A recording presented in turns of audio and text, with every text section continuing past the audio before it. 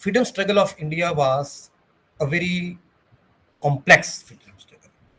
No doubt, all sections, cultural, social, economic, in fact, if you say cultural groups, classes, all were involved in this freedom struggle. And that is why we attained freedom in 1947. And I take this opportunity to convey my heartfelt greetings to all of you on this occasion of the 75th year of our independence. I don't know how many of you know that India is one of the very few countries which have been able to sustain its unity, integrity, and above all, process of democracy. Among all the countries which attained freedom after 1945, India is one of the rare examples where we have continued with democratic process, and this democracy has been maturing in spite of aberrations here and there, criticism here and there, but democracy in India has been maturing. While in most countries which attained independence after 1945 is the watermark for, because that was the end of Second World War. Most countries which attained independence once, twice, more than twice, they had military rule, autocratic rule, one party rule, conflicts, civil wars, etc., etc. So we celebrate this achievement of ours of last 75 years, our ability to maintain our unity, integrity, and above all, in spite of all this diversity, all the size of India, all this what you call various sections, cultural groups in India, we have been able to sustain our democracy, and I'm sure it will be further sustained. Now, this very question takes us to the nature of freedom struggle of India. Now, as Sushil explained the various aspects of, to understand those various aspects of national movement or freedom struggle, first we must understand the nature of colonialism in India. Nature of colonialism in India itself was a complex aspect, but it was just not a political rule of one country over the other, as generally is expected in some cases, Samrajyavad or imperialism. It was not simple imperialism or Samrajyavad. We all know that Britishers came to India purely, simply for economic exploitation. And that is why it was not the British state which came to India earlier. It was what we call the British East India Company, a private company for its own economic interests. Now, soon this British East India Company realized that they have to go to various rajas, princes, administrators, etc., etc., to get legislation, policies, passed, implemented according to their own requirements. So, that means they had to oblige, they have to patronize various sections of the ruling classes in India. Soon they realized that why not have this power by themselves. हम स्वयं ही कानून बनाने की शक्ति अपने पास क्यों ना ले लें? And that is why they made arrangements with the British government. And in 1850, in fact, they had already established their rule over India in many indirect ways, as a little history all of us read. That's starting from Clive onward, and they have been taking. And that is why in 1857 there was a revolt against British rule. Of course, it was British East India Company, but the revolt was against British rule, which was being manifested by East India Company. And in 1858, the British state, the British government, British Samrajne, they themselves took over India, primarily for economic exploitation. And those who don't know much about that, just in 1 second, I can explain that what has happened is in Europe, industrialization has developed to a significant level. And now these European countries were facing lack of market within their own countries. A lot of surplus was being produced in those countries. And therefore they wanted markets to sell whatever surplus they were producing in their own countries. And also at the same time, they needed raw material for their industrial production, which they were looking for countries like India. So it was a two-way thing to get cheap raw material from India to produce in England and sell those products in India at profitable prices. So it was purely and simple economic interest. The question is, they had to justify this. So this justification came in two ways. One was political, that they said that they have taken political rule over India, and for political rule, they gave both political and, more importantly, social and cultural justification.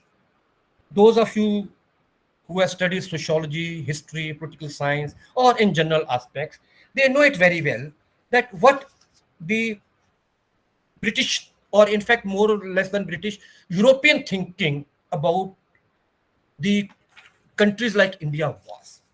Now, about India, for instance, I just quote that in British liberal thinking, not only revolutionary, but even not only conservative, but even in British thinking, there was a view that India's civilization lacked modern values of rationality and enlightenment.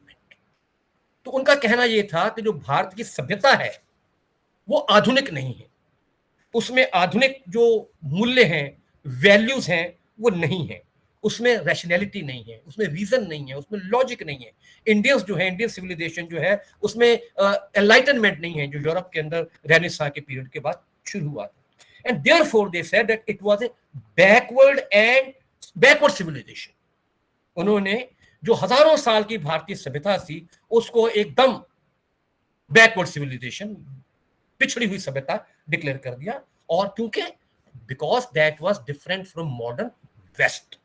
So therefore the idea among the British liberal thinkers, scholars, including scholars, was that modernity means Western modernity. Nothing else is modern. Only Western civilization, Western thinking, that these were modern. And therefore, right from the early 19th century, even before the arrival of the Britishers, the liberals were saying that Indians were primarily an inferior race. यहीं से आप देखिए कि उनका racism clear था, जिसको बाद में वो फिर पॉलिटिकली जस्टिफाई करते हैं that therefore it was an inferior race and therefore justified to be ruled by the British. क्यों? Because British were superior both as civilization and military power simultaneously. तो वो justification दे रहे हैं that Britishers were superior in terms of civilization as a superior race and in terms of military rule and their military power, and therefore they have not only a right, in fact they went to the extent of saying that they have a duty to rule over India. वो इन असभ्य लोगों को सभ्य बनाने के लिए अपने पास आए थे. अंग्रेजों ने वर्ड यूज किए कि it is their job. In fact उन्होंने कई वर्ड ये कहते कि एक उनका बहुत बड़ा एक काम है उनके ऊपर कि उन्होंने इस असभ्य लोगों को सभ्य बनाना है. सभ्य कैसे बनाना है? अंग्रेजी पढ़ाकर, जो भी आप जानते, इतना टाइम नहीं है. So therefore for what you can say for this ideology, ये जो आइडियोलॉजी थी, जो लिबरल फिलॉसफी की, वेस्ट की लिबरल फिलॉसफी की आइडियोलॉजी थी, जो अर्ली 19th सेंचुरी से शुरू होती है, that was used by British bureaucrats in India, and they didn't find any inconsistency or contradiction between the liberal values of the West and the kind of, I'm using the word authoritarianism, the kind of authoritarianism imposed in colonies, not only in India, imposed in all colonies like India, on the ground that this authoritarian system was essentially, गौर से सुनिए, essentially means to give the Indian people good governance and to make them civilized. फिर से मैं sentence को repeat कर रहा हूं, please read it. They said that this authoritarianism, that is British authoritarianism, was essentially mean to give the Indian people good governance and to make them civilized. So this was the British philosophy, European philosophy, justifying their colonial or imperial rule over the world. Now, added to this was also what you call the British sense of imperialism, because the British colonialism was expanding in so many countries, and that was what you call understand.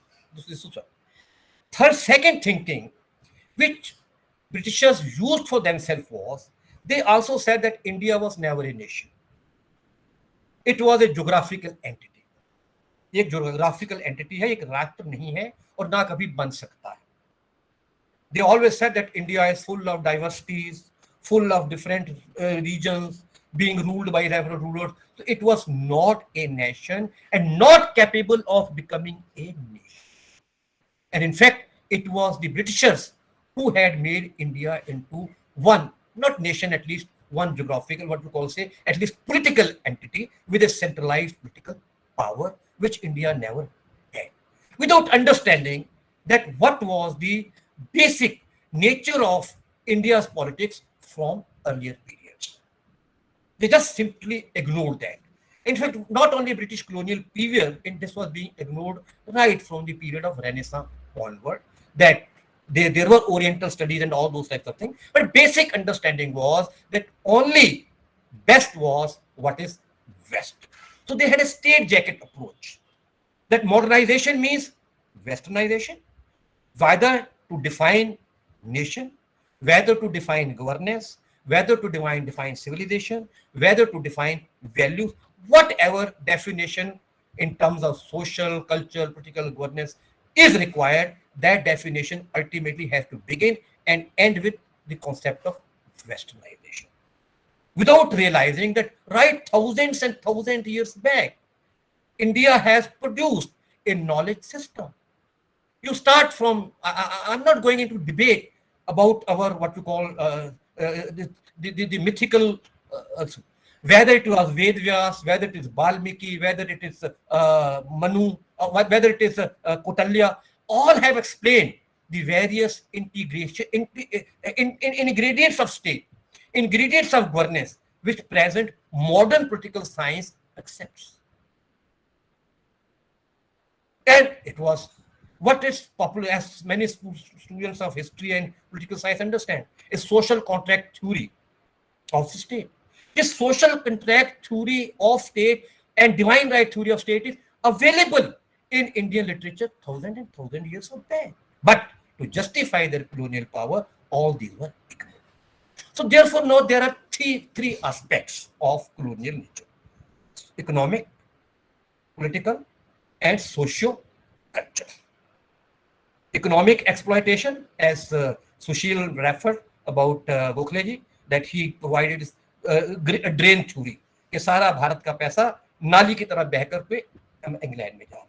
इस तरह से बहुत सारे Marxist writers ने, liberal writers ने बहुत कुछ इसके ऊपर लिखा है, that how India was being exploited economically. So there was one aspect which Indian nationalists have to understand about the economic aspect of colonialism and how to oppose that, how to reject that. Second was political aspect, that being ruled by an alien power and particularly claiming to be racially superior. Claiming to be racially superior was not acceptable to any dignified community, be that Indian, any. No dignified community can accept this type of, indirectly speaking, slavery in the name of control or authoritarian rule by a superior race. So naturally, that political aspect was not acceptable and it has to be rejected. And to justify this political aspect, it was being said that India is not a nation. It cannot be a nation. So therefore, this challenge has to be met with. Those involved in freedom struggle, they had to prove that India was a united country, irrespective of various diversities, differences, and also cultural aspirations, expectations. But India was a unit. Right, that it had lacked unity for various reasons. And for that matter, you go back to, say, in history, Ajay is sitting here. What was German unification? What was Italian unification? All these were, even those European countries were not united at that particular time. They were united through various processes. Very famous in history comes German unification. This idea of nation state. How this emerged? Because those countries themselves had faced this. But now, for them, India was not capable to be a nation. So this has to be asserted that yes, India may not be a nation in terms of stereotype, textbook definitions, classical definition. That may be different. And you know, as students of history, we all know that this the definition of nation has been changing from time to time. As today, there is no concept as that we call nation state. We now call multi-nation states. We all accept that. And India is a multi-ethnic, multicultural state. So therefore, this idea that only one religion, one language, that was to be challenged. Similarly, this question of that India is not a civilization in the sense of modern civilization, that has to be challenged.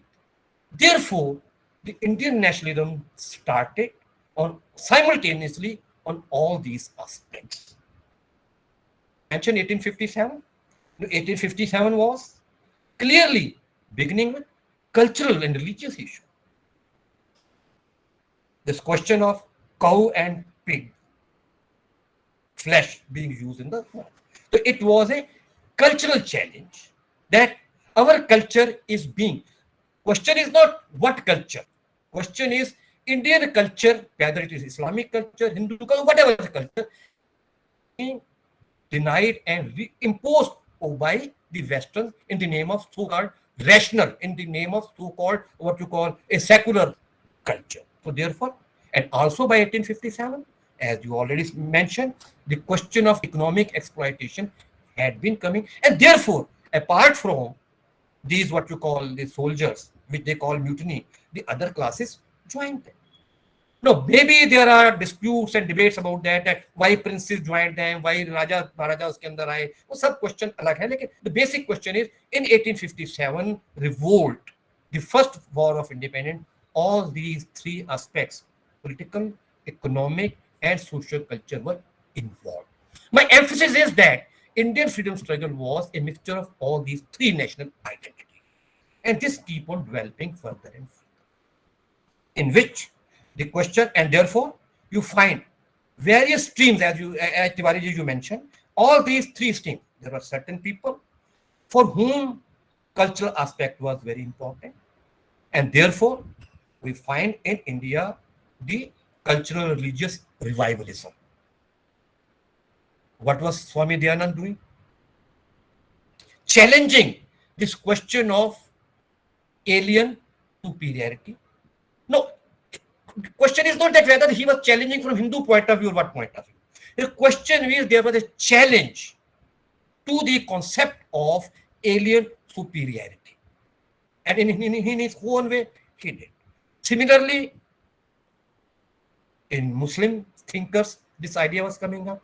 Similarly, you see in Sikhs, there was a Singh Sabha movement, there was an Akali movement. All these were challenges to the imposition of what you call an alien culture and trying to divide India on this basis. Unfortunately, the whatever mechanisms Britishers used in terms of their own policy of divide and rule, so these were moving simultaneously. That each cultural revivalism was part and partial of Indian nationalism as well as of its own nationalism. So there was developing, as Tiwari ji hinted, Muslim nationalism, Sikh nationalism, Hindu nationalism, and also in indirectly way, not nationalism, but a sense of identity consciousness among tribal people, among caste people. All they were simultaneously developing their own sense of identity, but they were part and parcel of Indian nationalism also. No nationalism, as you said, up to 1940 at least. Even in 1940 is the first time when this Pakistan resolution comes. And interestingly, the person who he wrote "Sare Jahan se Achha Hindustan Hamara," he had to make planning for tax. So I'm not going into those reasons, but what I'm saying is that up to at least 30s, there was no clash between different identity nationalisms and Indian nationalism. And in fact, as you know very well, that the membership of Indian National Congress was open. There was a dual membership. All people who were members of the Hindu Mahasabha, they were members of the Congress. All those who were members of the Akali Dal, they were members of the Congress. So up to right up to 30s, this dual membership was there because they were interested in promotion and protection of their own cultural identity, as well as they were concerned about Indian nationality. So therefore, what I'm trying to say is this is one. Second is this social aspect was equally important, as I said, economic. So therefore, there was a section. Number one, the economic question was part and parcel of the national movement. What was Swadeshi? What was non-cooperation? All these were aspects of economic nationalism. But there was a different stream also. The people like Bhagat Singh, people like Chandrasekhar. For them, economic exploitation didn't mean only exploitation in terms of capitalist flow or inflow of them. They were basically interested in basic transformation of India.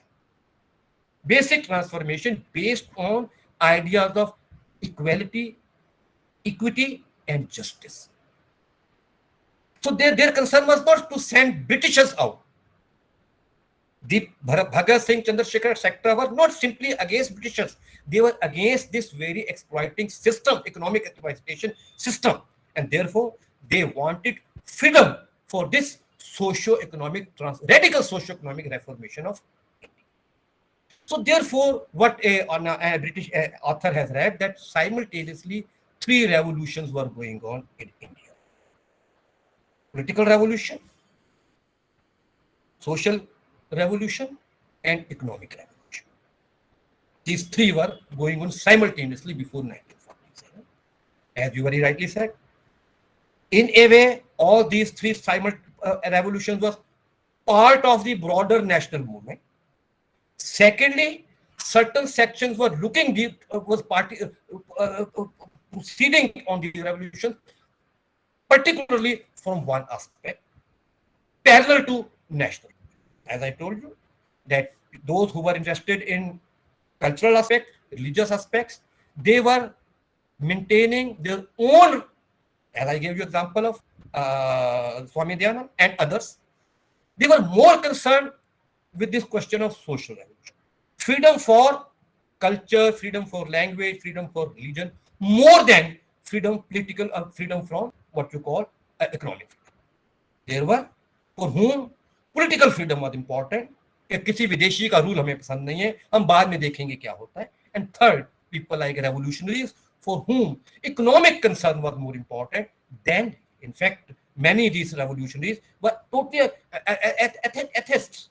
They didn't believe any religion. Bhagat Singh has openly written that he doesn't believe in any religion. He was an atheist, and many others. So their concern was not with religious domination of the Britishers. Their concern was economic domination by anyone, be those Britishers or be those Indians. So therefore they wanted.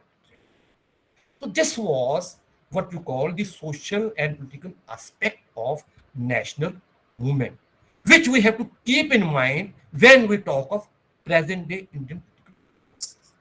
I think it's I have been able within a shorter time that the social and political aspect of freedom struggle of India was not only was not a purpose to attain political freedom from an imperial power.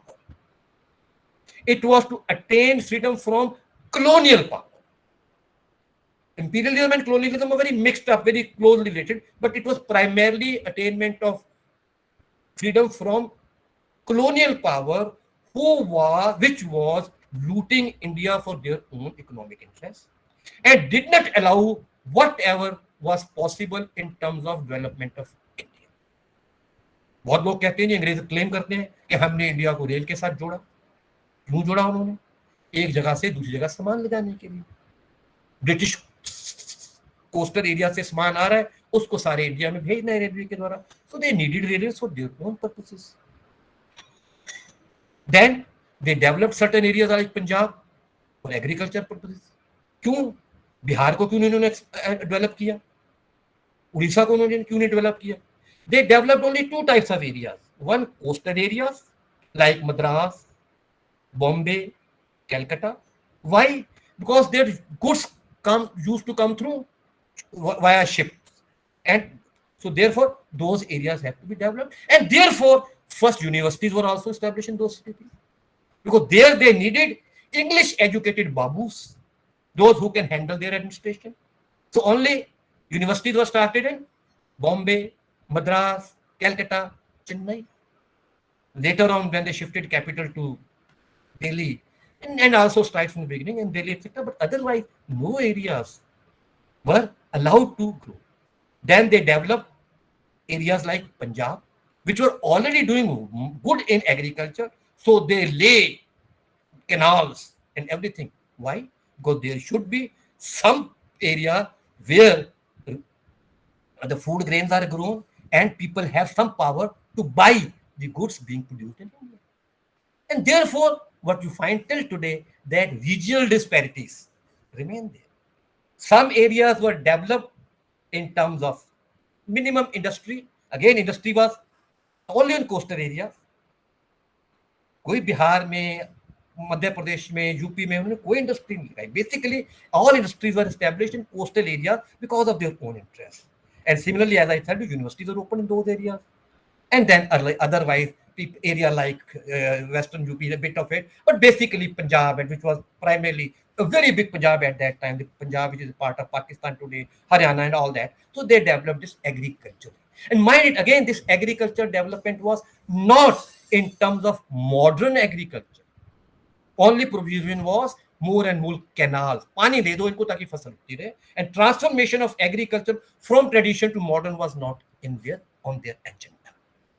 So this was primarily a question of that economic exploitation, which was clearly, and therefore they criticized India as a backward civilization, and whatever possible situation for the development or modernization in India was, they did not allow that to take place. So therefore, those who were concerned with towards all these aspects simultaneously as well as separate. Broader national movement being led by Mahatma Gandhi and others, they saw it simultaneously. They saw economic aspect of it, as cited that Gopal Krishna Gokhale gave this idea of drain theory. Then this Gandhi gave the idea of what we call village Swaraj, so that what is being produced in India is used rather than taking. And to oppose that, the idea of boycott. Boycott सिर्फ उनको सताने के लिए नहीं था. Boycott was basically that India is producing, which is enough for ourselves, and therefore we can basically use that, and therefore challenge the British colonial power. Hell with your production, we are capable of that. Maybe for the somewhat. So therefore boycott and Swadeshi. So this was a multifarious challenge, and as I told you, and therefore what we find, and therefore after attainment of independence, all these values, but at the same time, mind it, let me not forget, there was a significant section in India also, which was looking towards what you call aspect from the Renaissance period angle. That Europe has given this world the new ideas of rationality, logic, reason, or above all, to keep individual in the center of it. The basic idea of Renaissance was individual. And while societies like India, other thing, for them, individual was not in the center, but it was society which was in the center, and individual was part and parcel of the society. So those who believed in this liberal value of individual, they were looking reasonably good in British rule. That is, yes, they have brought to India these ideas of Renaissance. And this was the idea of individual liberty, individual rights, and all those types of things, rather than here. In Indian society, rights and duties were part and parcel of the two sides of the coin. And in fact, the duties were given priority over rights. So this is the thinking in most of the Eastern countries. And this is even till today, this debate in human rights is going on, that whether what is the basic philosophy behind human rights? I'm not going into that debate, but it is still going on. Be that China, be that Muslim countries, be like Indian countries, they challenge this Western concept of rights, which is based on individual in the center. And so therefore, what we find that a lot of people, they saw some everything good in British people, and certain people saw. And a part of a reasonable number of people who were in the national movement, they had gone to Western countries, including Gandhi, Nehru, and all these people. But Ambedkar, they were all educated in Western countries. So therefore, they saw something good in this Renaissance values. And they also tried to imbibe that in Indian system also. This is why when you come to the formation of Indian constitution immediately after independence, this problem comes. What has to be kept in the Indian constitution? What is there has to be? No, those students of political science, they study, oh, Indian constitution, the longest constitution of the world, सबसे बड़ा लंबा constitution. वो इसीलिए है क्योंकि there was this problem and also this understanding that we have not attained freedom for change of government from one to the other. Indian independence has been attained as a political freedom for socio-economic development and transformation. So therefore, we need a constitution, we need a system which is conducive to attain the goals of socio-economic development and transformation. And unless something is said in the constitution about that, there will be conflict. कोई कहेगा कि development ऐसे होनी चाहिए, कोई कहेगा development ऐसे होनी चाहिए, because there are many paths. Socialist path of development, communist path of development, welfare idea of state, then capitalist path of development. So all these are possible. So ideas were kept in the constitution itself. And these came through two chapters. This fundamental rights and directive principles of the state. Why directive principles of state policy in Indian constitution? Which is something rare. In many constitutions, most of the constitutions, nothing card-like directive principles. These directive principles were kept to give an idea that these were the things for which we fought for freedom, for which national movement was committed. And therefore, it has to be the goal of independence. May not be today, but in the long run, the ideas which are kept in the directive, and these directive principles are based on the ideas of two ideas. A, the basic principle of equity, equality, and justice. And second, some emphasis on Indian values like Panchayati Raj, prohibition, etc. So these are mixed. That yes, we want to continue with basic Indian traditions, we don't want to forget. But basic idea is that India has to attain the goals of social and economic development and transformation. Not only development, transformation. The caste system has to be changed. Gender justice has to be there. All these are available in the idea of directive principles of the state policy. So that is why in Indian constitution were kept along with the fundamental rights, which is an idea imbibed from, as I said, the British Renaissance period. Individual, freedoms for individual. So our fundamental rights are based, keeping individual in the center. Therefore, all rights are negative. State will not do anything to disturb the idea of equality before law, idea of freedom, liberty, etc. But more important, in terms of attainment, are directive principles in the state. Second, the idea was to maintain unity among diversity. Now, about that, till today, there's a long debate going on, and still no finality has attained. Whether parliamentary type of democracy was a copy of Western idea of democracy in accordance with the genus of India or not. क्या ये western idea of liberal western जो parliamentary democracy का है वो क्या भारतीय आवश्यकताओं के अनुसार उचित था या नहीं था, उसके बारे में अभी तक डिबेट चल रही है। और ये पार्लियामेंट जो हमारा कॉन्स्टिट्यूएंट असेंबली थी उसमें भी ये डिबेट चलती रही थी कि हमें कौन सा सिस्टम अपनाना चाहिए। जैसे गांधी जैसे लोग, बाद में जयप्रकाश नारायण इत्यादि लोगों ने कहा कि भारत में ये इस तरह की डेमोक्रेसी नहीं चल सकती। उसके कई रीजन, उस डिबेट में फिर मैं नहीं जा रहा, लेकिन वो डिबेट तब भी थी और आज भी है कि क्या भारत जैसे जो देश इतनी बड़ी जिसमें डाइवर्सिटीज हैं, भाषाएं हैं, जाति प्रथा है, ये है वो है, उसमें इस तरह की जो लोकतंत्र है, और उसका हम देख भी रहे हैं कि लोकतंत्र को चलाने के लिए इमीडिएटली जाति, भाषा इत्यादि इत्यादि का प्रयोग होना शुरू हो गया, और जिसको हम शायद इतनी आसानी से अवॉइड भी नहीं कर सकते। तो ये डिबेट अपने आप में है, क्या ये उचित था या नहीं था, वो डिबेट का अभी हम उस पर कभी का मौका मिला तो डिबेट की बात करेंगे। तो ये बात भी, लेकिन कॉन्स्टिट्यूशन को रखना था। इस तरह से डाइवर्स यूनिटी इन डाइवर्सिटी के लिए हमने फेडरलिज्म अपनाया, संघीय व्यवस्था अपनाई। और भारत में जो संघीय व्यवस्था अपनाई गई है, again it is something unique. This again is not in accordance with the stereotype definition of federalism.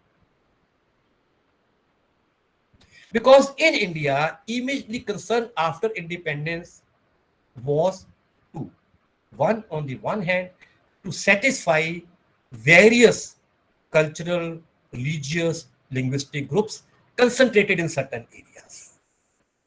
So that they have a sense, yes, in this area, what is our homeland, we have a sense of some sort of autonomy. यहाँ पे हमारा, हम अपना, तो बंगाली भाषा के लोग हैं, सब लोग हैं। हालांकि शुरू में गलती की गई थी, लेकिन बाद में उसको रेक्टिफाई करके लिंग्विस्टिक बेसिस पे स्टेट बना दी गई। तो हर भाषा हमारे देश में संस्कृति के साथ जुड़ी हुई है, तो हर संस्कृति की, हर भाषा के लोगों को अपना अपना राज्य मिलेगा, ये sense of satisfaction.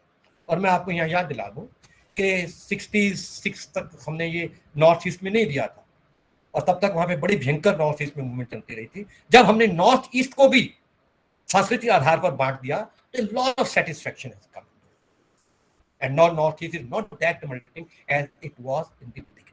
So there is sense of autonomy, sense of state. But at the same time, because of partition in the name of religion, the makers of the constitution were worried of कि कल देश धर्म के नाम पर पटा है, कहीं अब दोबारा ये भाषा, संस्कृति, एथनिसिटी के आधार पर ना बट जाए। इसलिए इसमें ऐसे प्रोविजन रखो कि आवश्यकता अनुसार इस फेडरलिज्म को कंट्रोल किया जा सके, इसके अंदर हस्तक्षेप किया जा सके। वो हस्तक्षेप बाद में उचित हुआ अनुचित हुआ, उस डिबेट पे भी हम नहीं जा रहे। हम बात उनकी कर रहे हैं जिन्होंने कॉन्स्टिट्यूशन बनाया, उनके दिमाग में क्या था। इसलिए उन्होंने बहुत सारी चीजें कॉन्स्टिट्यूशन में ऐसी रखी जो दुनिया में कहीं नहीं है। For instance this presidents something rare in federal countries, but we kept in India because to check those type provisions which happened before 1947 in the name of two religion, two nation theory. तो अगर इस तरह की कहीं पे situation आए तो हम उसको कंट्रोल कर सकते। वो अलग बात है कि उसका मिस यूज पॉलिटिकल पर्पसेस के लिए किया गया, बाद में कैसे बहुत सारी चीजें हैं, लेकिन the idea what I am giving is that this was required, and that is why the makers of the constitution were very much concerned, and therefore along with fundamental rights, along with directive principles, they had a very unique type of federalism in India. And still in many countries this is given as an example that it is how federalism is a good means to deal with ethnic, cultural identities. And so that is why I'm saying that to understand even in the present political process and to understand the nature of freedom struggle, we have to go back to nature of colonialism. And also even today we have to understand that today what we are doing, we cannot close our eyes to our national movement, the goals of national movement. As I said, that the goal of national movement was not political freedom, not a parliamentary type of democracy, not any type of democracy. The goal of national movement was to attain freedom and to provide to the people of India basic idea of equality, liberty, and justice. But equality was more or less termed in the term of equity, not in the strictly terms of equality.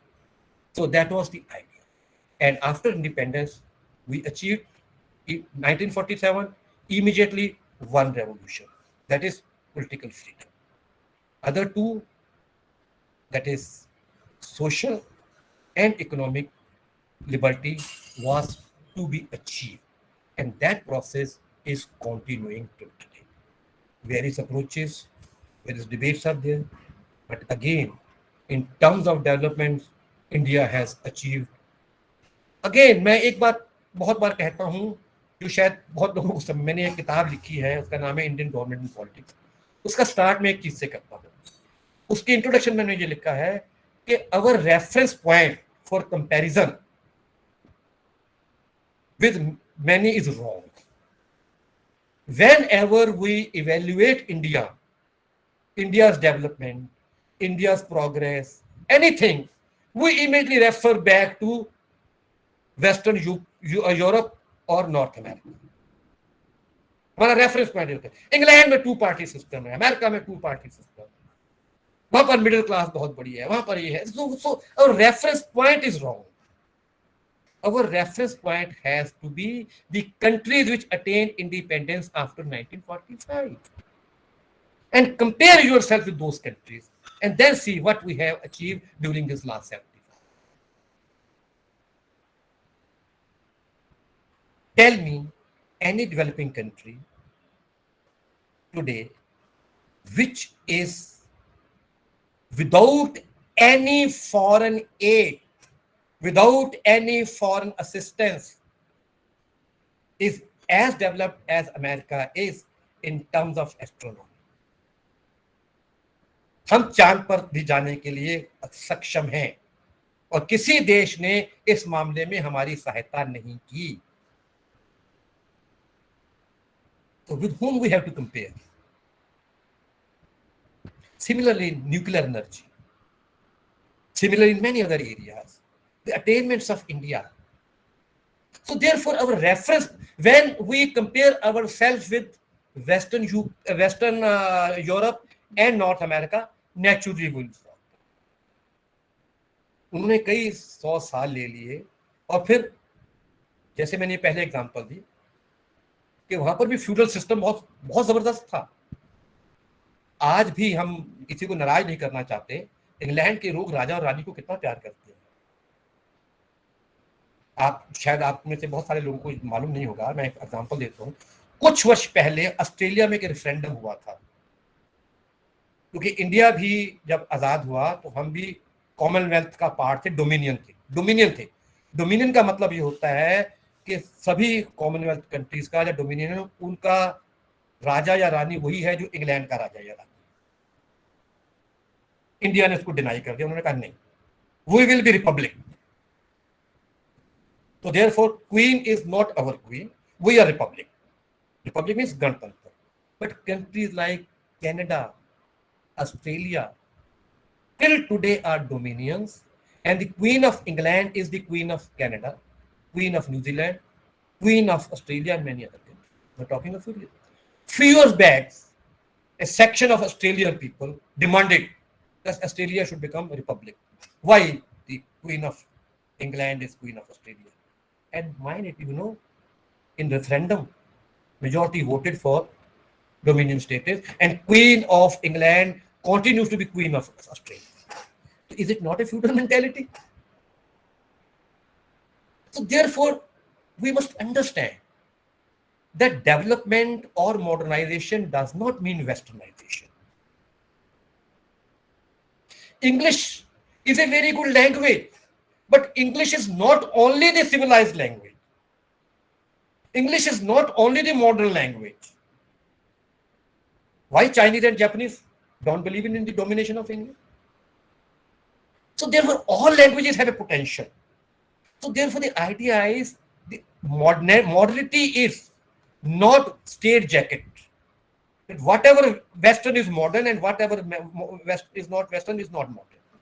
आप में से बहुत सारे लोग जो traditional university में जैसे मैंने पढ़ाया है 20-25 साल, वहाँ पर बड़ी अजीब बातें होती हैं. If there's a girl student wearing an Indian dress, तो उसको ये भैंजी टाइप है, मॉडर्न नहीं है. और उसका दिमाग सबसे ज्यादा मॉडर्न होता है. जब उसकी शादी का सवाल आता है तो स्टैंड लेती है कि मैं अपनी मर्जी से शादी करूंगी. And those who are wearing a skirt, they are modern. और बाद में कहेंगे जहां मेरे माँ बाप शादी करेंगे कर दूंगी. तो हु इज मॉडर्न? मैं कुछ बातें बड़ी लाइटली कह रहा हूं, लेकिन इनका मीनिंग बड़ा डीप है. तो this modernity, development, they are not straight jackets. And therefore, we must understand the idea of our freedom struggle was not simply to get freedom, political freedom. The idea was to get, as I said, economic and socio-cultural freedom also. And more than political freedom, because political was a means for that. Basic idea was to get social, economic, and cultural freedom, not only from British people, but from all, whether it was a particular vested interest class, be that Indian or otherwise, be that any part of the world. We wanted freedom for our own people in terms of social, cultural, and again, mind it. Let me make it this point very emphatically. Indian traditions, Indian culture, it is not just one tradition. It is not one language. It is just not one culture. India is full of diversity. It was full of diversities. It remains full of diversities. So all systems are part and parcel of our culture. And that is why in freedom struggle, two streams were contesting simultaneously. Tribal people were contesting for their tribal identity as well as India's freedom. Various groups, Akali movement was there, Dravidian movement was there, caste movements were there. They were all fighting for their identity, but and were part and parcel of the national freedom struggle.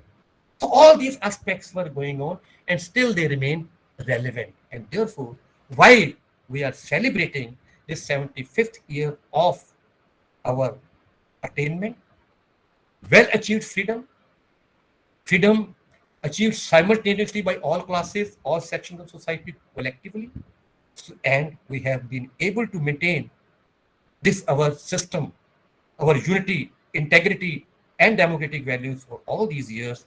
Time is now to sustain them further and to make them further progress so that in another 25 years we celebrate, whether people like me will not be able to see that, but the centenary year of India's independence, and with great idea, sense of liberty by our younger generation.